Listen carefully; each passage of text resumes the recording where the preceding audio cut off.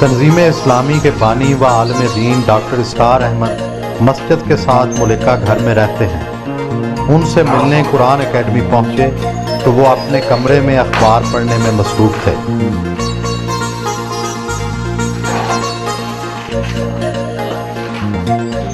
پرانا فرنیچر اور یہ سادہ سا بیڈ روم، کیا آپ کو آرام اور آسائش پسند نہیں؟ اس میں ہر طرح کا آرام اور آسائش مجھے حاصل ہے۔ بیڈ ہوتا ہے سونے کے لیے، وہ مہیا ہے۔ کچھ کسی وقت علیحدگی میں بیٹھ کر لکھنا پڑھنا ہو تو یہ ٹیبل موجود ہے۔ یہ جو میرا جس پر آپ بیٹھے ہیں صوفہ، یہ بھی صوفہ کم بیڈ ہے۔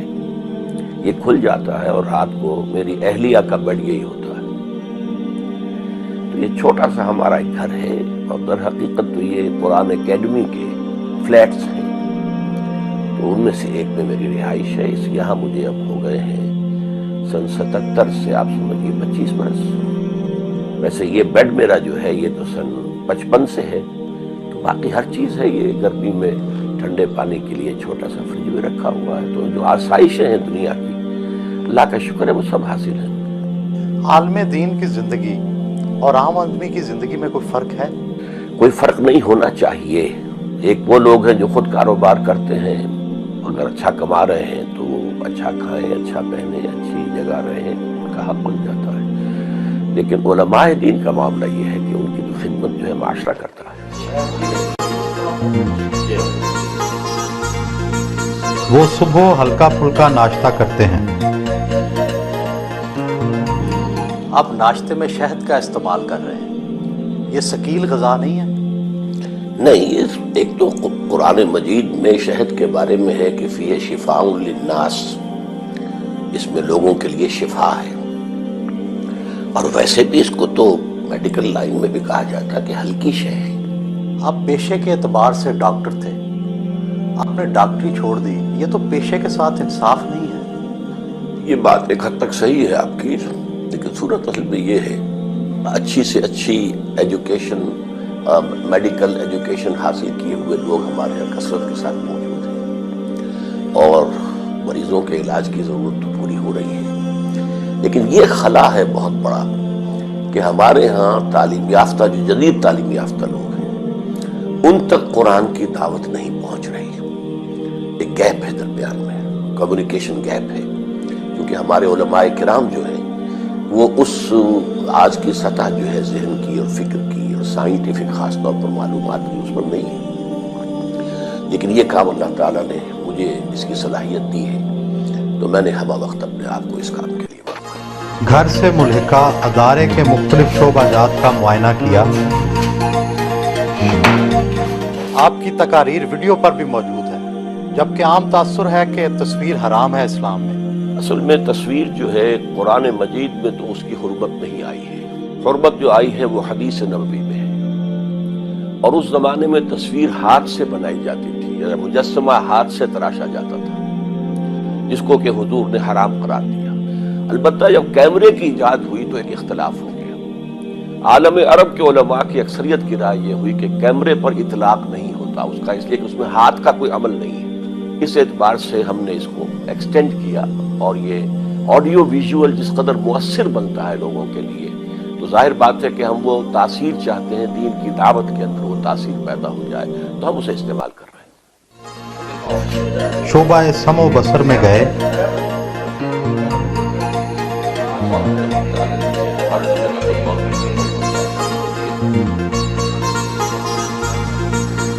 اور تیسرا کورس ہم نے شروع کیا ترجمہ قرآن کورس بچوں کے لیے، اس کی تعداد کے 1000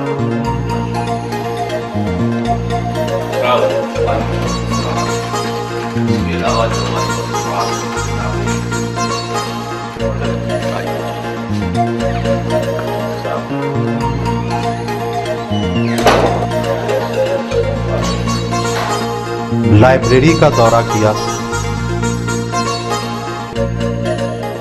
کون سی کتب کا مطالعہ کرتے ہیں؟ اختلافی نقطہ نظر کی کتب بھی دیکھتے ہیں؟ بہت کم۔ میرے نزدیک الکتاب قرآن مجید ہے، اس لیے کہ انسان کی اصل ضرورت ہے ہدایت، اور کتاب ہدایت جو ہے صرف قرآن ہے، اس کے سوا کوئی کتاب نہیں۔ البتہ یہ کہ قرآن مجید ہی کی وضاحت پر مشتمل احادیث ہیں، ان کا بھی مطالعہ کرتا ہوں، اور خاص طور پر سیرت النبی صلی اللہ علیہ وسلم اور پھر خلفائے راشدین کے دور کی تاریخ جو ہے وہ میرا موضوع مطالعہ ہے۔ آپ نے عام علماء دین کے برعکس تحریر کی بجائے تقریر کو ذریعہ اظہار بنایا ہے، اس کی کیا وجہ ہے؟ اصل میں نے چونکہ اپنے کام کا آغاز کیا تھا درس قرآن سے، اسی کی بنیاد پر اپنے حلقے جو ہیں آرگنائز کیے، تو اس سے گویا کہ اللہ تعالیٰ نے میری زبان کو کھول دیا، خاص طور پر قرآن کے ساتھ، تو یہی چیز آگے بڑھی، اور بعد میں مجھے اس سے بڑی تسکین حاصل ہوئی کہ نبی اکرم صلی اللہ علیہ وسلم نے بھی کبھی کچھ لکھا نہیں، بلکہ آپ کا جو میڈیم تھا لوگوں سے رابطے کا اور دعوت کا، وہ اسپوکن ورڈ تھا۔ گویا کہ یہ دو ایمان کے لازمی تقاضے ہو گئے کہ ایک تو دل میں ایمان ہو، یقین والا ایمان، پرسنل کنوکشن کی شکل اختیار کر لے، صرف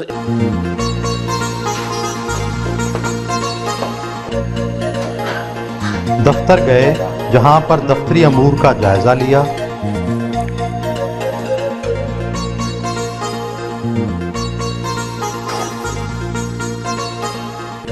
رسائل کا مطالعہ کیا، وہیں پر خط و کتابت بھی کی۔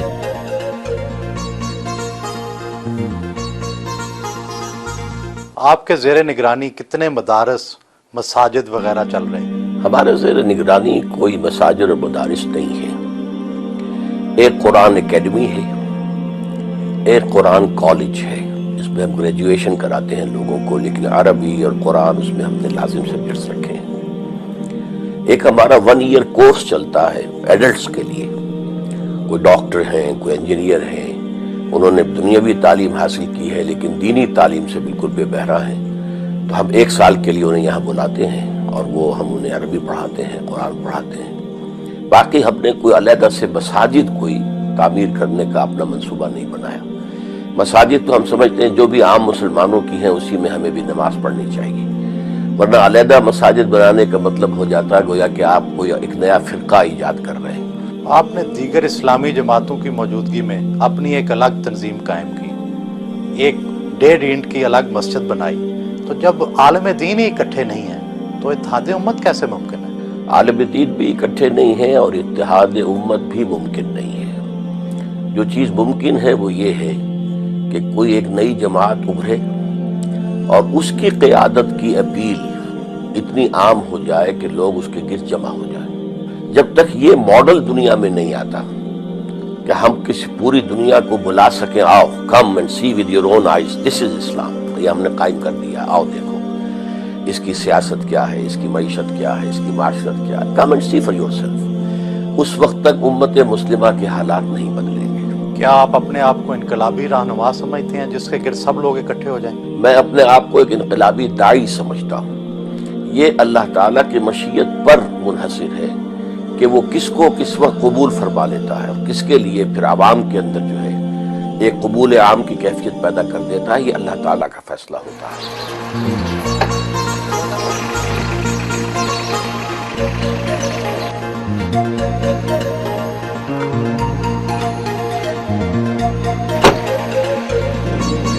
ایک اسلامی معاشرے میں مولوی کا کیا کردار ہونا چاہیے؟ اصل میں ہم نے اسلامی معاشرے میں مولوی کو ایک پروفیشن کی حیثیت دے دی ہے۔ اس کی وجہ یہ ہے کہ ہمارے عام لوگ نہ دین پڑھتے ہیں اور نہ ہی بنیادی تعلیمات دین کی سیکھتے ہیں، تو انہیں ایک احتیاج ہے، کسی کا باپ فوت ہو گیا، نماز جنازہ پڑھانی ہے تو مولوی چاہیے، حالانکہ اس کے اپنے بیٹے کو اس قابل ہونا چاہیے کہ وہ خود نماز جنازہ پڑھائے۔ کسی بچی کا نکاح ہے، اب وہاں مولوی چاہیے، حالانکہ ہمارے ہاں کوئی مولوی پروفیشن اسلام میں نہیں ہے، کوئی پریسٹ ہوڈ نہیں ہے، کوئی پریسٹ کلاس نہیں ہے، کوئی برہمنزم نہیں ہے، کوئی پاپائیت نہیں ہے، تو ہر مسلمان کو اس قابل ہونا چاہیے کہ نماز میں امامت کرے۔ تو کس اعتبار سے یہ پیشہ کوئی اسلام میں نہیں ہے۔ ان کے ادارے کے زیر انتظام خواتین کالج بھی کام کر رہا ہے، جہاں وہ کبھی کبھی لیکچر دینے جاتے ہیں۔ یہ علم کا حاصل کرنا فریضہ ہے ہر مسلمان پر اور علم آدم الاسماء کلھا، تو حضرت آدم کو جو اللہ تعالیٰ نے عمل کی میں تمام اسماء کا ایک دے دیا تھا، در حقیقت اس کی ایکسفولیشن ہو رہی ہے، وہ علم کھل رہا ہے، جیسے کہ آم کی گٹھلی میں سے آم کا درخت برآمد ہوتا ہے۔ خواتین کے حوالے سے آپ کا موقف سخت ہے، اس کا کیا خاص پس منظر ہے؟ میرے نزدیک میرا موقف ہرگز سخت نہیں ہے، اسلامی احکام کے عین مطابق ہے۔ اس میں خواتین پر کوئی پابندیاں نہیں ہیں، بلکہ خواتین کے لیے دائرہ کار علیحدہ رکھا گیا ہے۔ وہ پڑھیں لیکن ان کے مدارس علیحدہ ہونے چاہیے، لڑکوں اور لڑکیوں کی مخلوط تعلیم نہیں ہونی چاہیے، کالج ہوں، یونیورسٹیز ہوں۔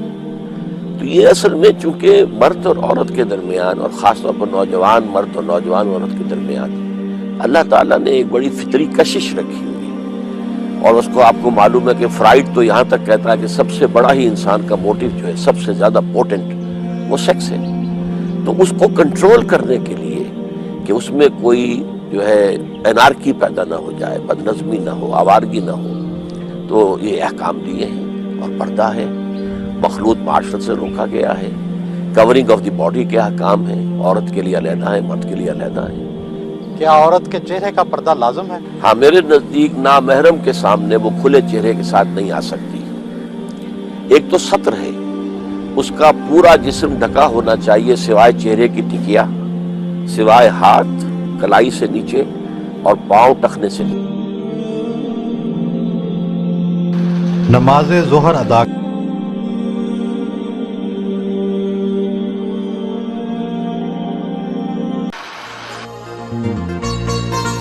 کالج کے ساتھ ہی ان کی بیٹی کا گھر واقع ہے، نواسے نواسیاں ان سے ملے۔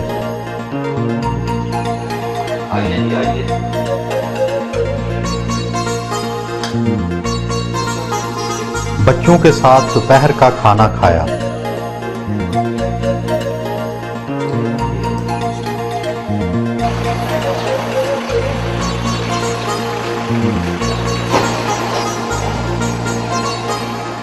آپ کی شخصیت میں کافی سختی نظر آتی ہے، حصے لطافت کے حوالے سے آپ کی کیا دلچسپیاں ہیں؟ میں قرآن مجید کی قرآت کا عاشق ہوں، خاص طور پر شیخ محمود خلیل الحصری مرحوم، عبد الباسط عبد الصمد مرحوم، ان سے میں بچپن میں موسیقی کا بہت رسیا تھا اور اچھا گا لیا کرتا تھا، آواز کے اندر ایک کیفیت تھی، اور مجھے خاص طور پر سہگل کے گانے انتہائی پسند تھے۔ یعنی یوں سمجھیے کہ کوئی میلوں دور سے بھی سہگل کی آواز آ رہی ہو تو میرا جو اینٹینا ہے کان کا اس کو کیچ کر لیتا تھا۔ پھر میں نے رفتہ رفتہ پھر اپنی شعوری زندگی کا جب آغاز ہوا ہے تو اس کو سبسٹیچیوٹ کیا میں نے قرآن مجید کی تلاوت سے۔ ڈراموں اور اداکاری کے حوالے سے آپ کی کیا رائے ہے؟ ڈرامے دیکھتے ہیں؟ ڈرامے میں میرے نزدیک یہ جو انسان کردار اختیار کرتا ہے مصنوعی، ایک آپ کا اپنا کریکٹر ہے اور ایک کریکٹر آپ اپنے اوپر اوڑھتے ہیں، وہ مصنوعی کردار ہے۔ میرے نزدیک اس کے نتیجے میں اس اداکار یا اداکارہ کی اپنی شخصیت ختم ہو جاتی ہے۔ تو انسانی شخصیت بڑی قیمتی شے ہے، اسے ریزرو ہونا چاہیے، ڈیولپ ہونا چاہیے۔ میرے نزدیک سینما یا ٹیلی ویژن کا اصل رول جو ہے وہ ہونا چاہیے واقعات کی عکاسی۔ کوئی واقعہ ہوا ہے اس کو آپ ڈاکومنٹریز کے ذریعے سے اور ایجوکیشن کے پرپزز کے لیے اس کو استعمال کیا جائے۔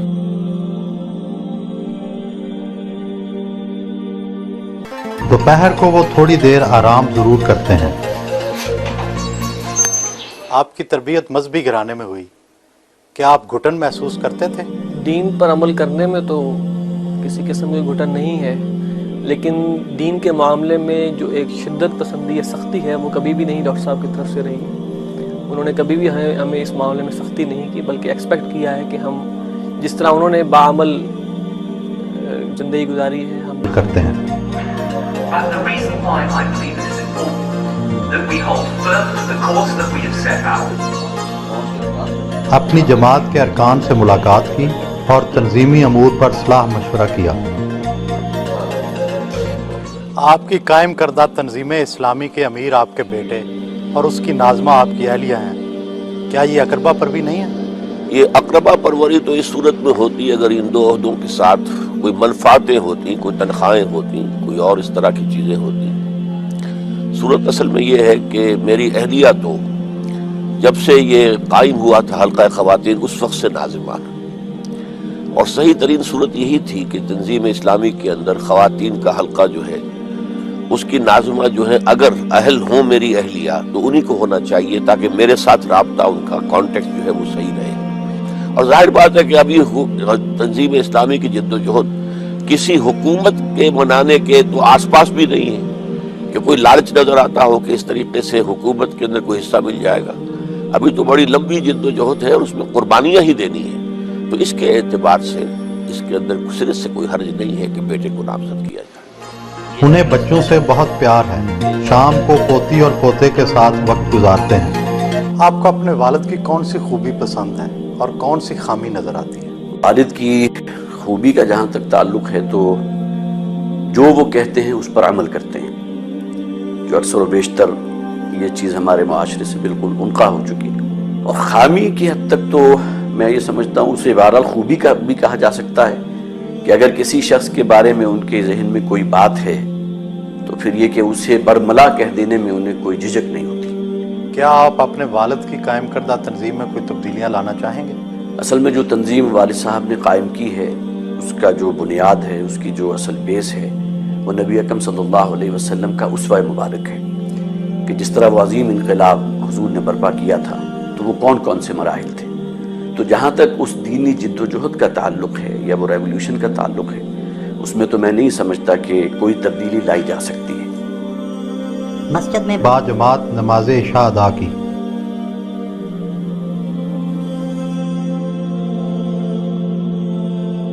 آپ کے اور آپ کے دادا میں 2 جنریشنز کا گیپ ہے، تو خیالات میں بھی فرق ہے؟ نہیں، خیالات میں اس طرح تو فرق نہیں ہے کہ کیونکہ ہم نے جو بھی حاصل کیا دینی حساب سے انہی سے حاصل کیا ہے، ان کے بچپن سے دروس اور کیسٹس وغیرہ سنتے رہے ہیں، تو خیالات میں تو قطعاً فرق نہیں ہے۔ آپ کے دادا مخلوط تعلیم کے خلاف ہیں، آپ ایک مخلوط تعلیم کے ادارے میں پڑھ رہے ہیں، یہ تو بڑا تضاد ہے۔ یہ تضاد اس طرح آپ کہہ سکتے ہیں کہ کمپیوٹر سائنس میری اپنی سلیکشن تھی، تو اس میں جو بہتر ترین ادارہ تھا وہ جس میں پڑھ رہا ہوں وہی ادارہ تھا، تو وہاں نسبتاً بہتر ہے ماحول۔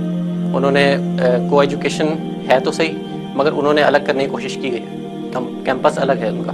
آپ پہ ناراض نہیں ہوتے اس وجہ سے؟ کبھی بات نہیں ہوئی اس موضوع پہ۔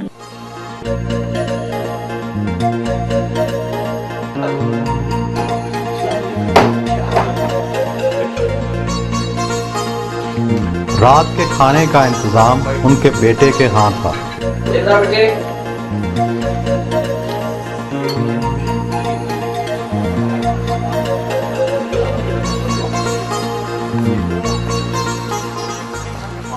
ذاتی حوالے سے آپ کے ذرائع آمدن کیا ہے؟ اس وقت میری کوئی آمدنی نہیں ہے۔ انجمن خدام القرآن نے مجھے رہائش پرووائڈ کی ہے، اور رہائش کے ساتھ ساری اس کی سہولتیں جو ہیں وہ بھی ہیں، اور میری ساری کتابیں، میرے سارے آڈیو ویڈیو یہ سب انجمن کے پاس ہیں۔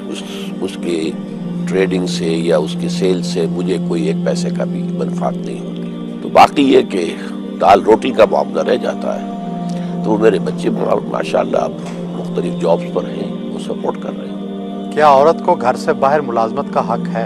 اصل میں اس کے لیے ضروری ہے کہ پردہ اور ستر کے احکام کو ملحوظ رکھتے ہوئے اگر کہیں کوئی امکان ہو تو کوئی حرج نہیں ہے۔ کشمیر کے جہاد کے حوالے سے آپ کی رائے دوسرے علماء سے مختلف ہے، اس کی کیا وجہ ہے؟ اصل میں میرے نزدیک جہاد تو کسی بھی سٹرگل کو کہتے ہیں، فریڈم سٹرگل یہ بھی جہاد ہے۔ یہ جو کچھ آج کل ہو رہا ہے یہ ہم جہاد کے لفظ کو استعمال کر لیتے ہیں، تو کشمیر کا معاملہ بھی یہ ہے کہ یہ کشمیر کے لوگوں کو ہندوستان سے آزادی حاصل کرنے کی جدوجہد کرنے کا حق حاصل ہے، لیکن اس میں بھی ایک رائے ہو سکتی ہے۔ میری رائے یہ ہے کہ اگر وہ ہتھیار نہ اٹھاتے تو بہتر تھا، پولیٹیکل موومنٹ لے کر چلتے ہیں۔ پولیٹیکل موومنٹ میں اگر کوئی 1 لاکھ کا جلوس نکلے اور اس کے اوپر فائرنگ ہو اور 100 آدمی مارے جائیں تو اس کا پوری دنیا کے اندر ایفیکٹ جو ہوگا وہ بہت مختلف ہوگا۔ تو اصل میں سیاسی تحریک چلتی تو اتنی جانیں بھی نہ جاتی، اس سے کم جانوں کے اندر اس کا ایفیکٹ بہت زیادہ ہوتا۔ آپ نے طالبان کی حمایت کی، کیا یہ فیصلہ غلط نہیں تھا؟ قطعاً نہیں، میں پوری طرح مطمئن ہوں اب بھی کہ ہمارا ان کا ساتھ تعاون اور ان کو تسلیم کرنا بالکل صحیح تھا، اس لیے کہ طالبان نے پورے افغانستان میں سوائے 5% علاقے کے یا میکسیمم 7% ہوگا، پورے افغانستان میں پورا امن و امان قائم کیا۔ باقی انہوں نے شریعت کے احکام نافذ کیے، ان سے غلطیاں ہوئی ہیں، ظاہر بات ہے کہ ان کی اپنی کچھ ریسٹورینٹس بھی تھیں اور انہیں تجربہ نہیں تھا، تو بہت سی چیزیں ہیں اپنی جگہ پر، لیکن بحیثیت مجموعی وہ ایک صحیح اسلامی حکومت تھی۔ صحیح اسلامی نظام ابھی قائم نہیں ہوا تھا، یہ حکومت تو اسلامی تھی۔ آپ نے جماعت اسلامی کیوں چھوڑی تھی؟ جماعت اسلامی کو میں نے جوائن کیا تھا یہ سمجھ کر کہ یہ ایک اصولی اسلامی انقلابی جماعت ہے اور اس کا جو طرز عمل ہے وہ انقلابی ہے، اور یہی بات ہے کہ سیاست میں اس نے سن 41 میں یہ قائم ہوئی اور اس نے کسی سیاست میں حصہ نہیں لیا، کسی الیکشن میں حصہ نہیں لیا، یہاں تک کہ سن 46 کا جو بہت ہی زیادہ اہم الیکشن تھا جس کے نتیجے میں پاکستان وجود میں آیا، اس میں بھی حصہ نہیں لیا، ووٹ بھی نہیں ڈالے، نہ اس کے لیے کوئی کسی کو سپورٹ کیا۔ پاکستان میں آ کر انہیں محسوس ہوا کہ یہاں اب پولیٹیکل جو ہے ویکوم ہے، اور ہم ذرا پاکستان کا جو نعرہ تھا، پاکستان کا مطلب کیا، لا الہ الا اللہ، اسے ہم اون کر کے تو ہم اگر انتخابات میں آئیں تو جلدی ہم اقتدار پر پہنچ جائیں گے۔ تو جب جماعت نے وہ راستہ اختیار کر لیا اور مولانا مودودی مصر رہے، حالانکہ خاصی مؤثر جب جماعت کے اندر یہ رائے آ گئی تھی سامنے کہ یہ ہم غلطی کر بیٹھے ہیں، ہمیں واپس ہونا چاہیے، لیکن مولانا جو ہے اپنے اس فعل پر جازم رہے، تو پھر ہم لوگوں نے علیحدگی اختیار کی۔ آپ اپنی زندگی کی تمام تر جدوجہد کے باوجود کوئی انقلاب نہیں لا سکے، کیا آپ اپنے کام سے مطمئن ہیں؟ میں اپنے کام سے بالکل مطمئن ہوں، انقلاب روز روز نہیں آیا کرتے ہیں، یوں سمجھیے کہ انبیاء کرام میں سے بھی صرف ایک شخصیت ہے حضور صلی اللہ علیہ وسلم کی جن کے دست مبارک سے ایک انقلاب برپا ہوا، اور یہ انقلاب ایک مرتبہ اور آنا ہے جس کی خبر دی ہے محمد الرسول اللہ صلی اللہ علیہ وسلم نے، اور وہ جب ہوگا تو پوری دنیا پر خلافت کا نظام قائم ہوگا، لیکن یہ انقلاب میرے نزدیک کئی نسلوں میں مکمل ہوگا۔ اب ان کے آرام کا وقت تھا جس پر ان سے اجازت لی۔